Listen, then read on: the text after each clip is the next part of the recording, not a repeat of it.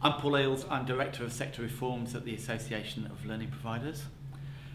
Today we've been looking at quality assurance and the quality assurance system and course labelling within the debate at today's conference. And some really interesting points have come out around how do you create a quality assurance system that is minimal in its in terms of bureaucracy and yet gives an assurance of good quality provision. ALP has been very strong on having good quality providers and very robust, saying that actually if a provider isn't able to demonstrate good quality either through inspection or success rates or a variety of other measures, then clearly those providers ought not to be in the sector.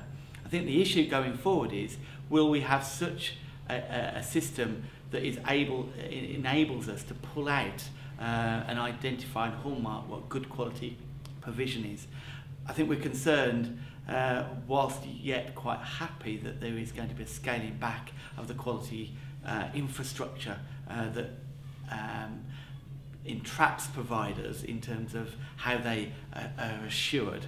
I think one step that we are really concerned around is how inspection is played into the environment. A lot of providers dread the letter, dread the call to say they're going to be inspected, but actually welcome the role of inspection, giving a public judgment about what it is that they do, particularly when that judgment is that they're a good or outstanding provider. So I think there's some real challenges in there. The quality assurance is much more about the quality of delivery. We've heard today from Shane Chowan at the National Union of Students about what course labelling should look like and linking it very much to information, advice and guidance.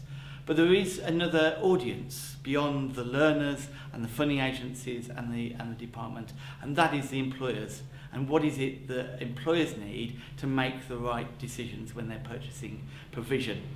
There's been a lot of talk in the past around TQS. There is a training quality standard that is available for providers to use. It's never been made a mandatory element of provision. And as we move forward, there is a worrying gap in terms of anybody talking about the role of TQS. And it's becoming very clear to us that government seem to be going very lukewarm on it. Our concern is not that should it or should it not be there, but actually how do other organisations such as sector skills councils quality assure providers through their national skills academies. And there is a proliferation of requirements from sector skills councils who have used in varying forms TQS.